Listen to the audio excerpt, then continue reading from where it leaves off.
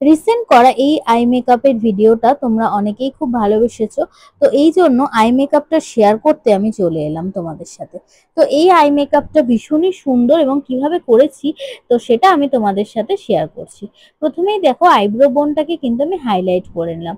তারপরে একটা flat blending brush দিয়ে হালকা করে দেখো একটা ট্রানজিশন লাইনে ব্লেন্ডিং করছি, একদম লাইট একটা রাস্ট কালার দিয়ে।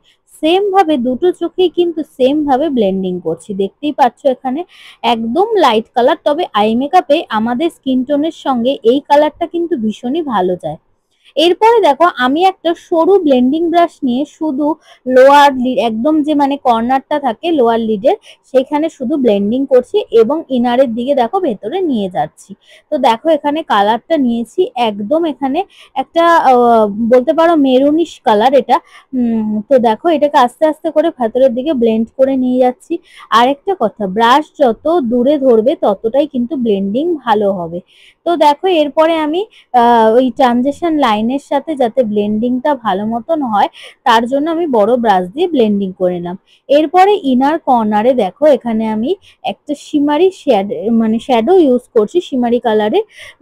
তো এর মধ্যে দেখো খুব সুন্দর একটা শিমারি এফেক্ট আছে এবং কালারটা তোমরা দেখে বুঝতেই পারছো খুব সুন্দর একটা গ্রিনিশ টাইপের কালার এবং সাথে সাথে কিন্তু ব্লেন্ডও করছি। তো দেখো কতটা সুন্দর লাগছে আস্তে আস্তে আই মেকআপটা। এরপরে একটা স্মল ফ্ল্যাট ব্রাশ দিয়ে একদম চোখের কর্নার থেকে একটা একদম ওই ব্লু কালার, মানে যেটাকে আমরা বলি খানিকটা টিয়া কালার, টিয়া ব্লু বা রয়্যাল ব্লু, এই কালারটা দিয়ে আমি হালকা ব্লেন্ড করছি।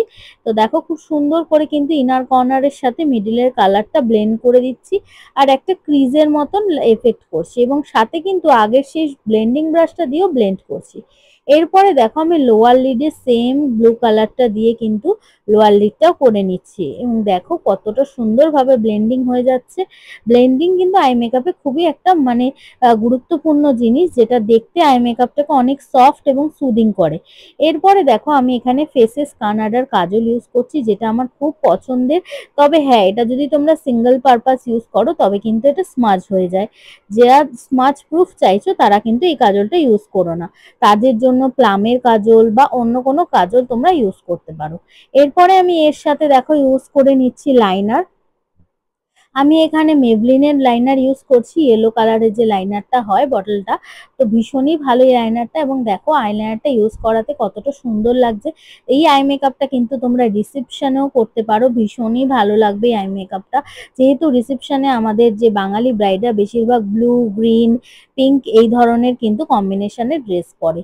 তো দেখো এরপরে আমি আইলাইনারটা পরা হয়ে যাওয়ার পর আমি ভালো করে মাস্কারা দিয়ে নিচ্ছি, কারণ আমি কোনো আইল্যাশ লাগাচ্ছি না। তো সেই জন্য ভালো করে লোয়ার ল্যাশ এবং আপার ল্যাশে মাস্কারাটা দিয়ে দিচ্ছি। আর এটা মেবলিনের খুব ভালো একটা ভলিউম মাস্কারা। এরপরে দেখো সরু একদম ব্রাশ দিয়ে ইনার কর্নারটা কিন্তু একটু হাইলাইট করে নিচ্ছি, যাতে আমার চোখটা আরো বেশি পপ আউট লাগে। কেমন লাগলো অবশ্যই জানিও।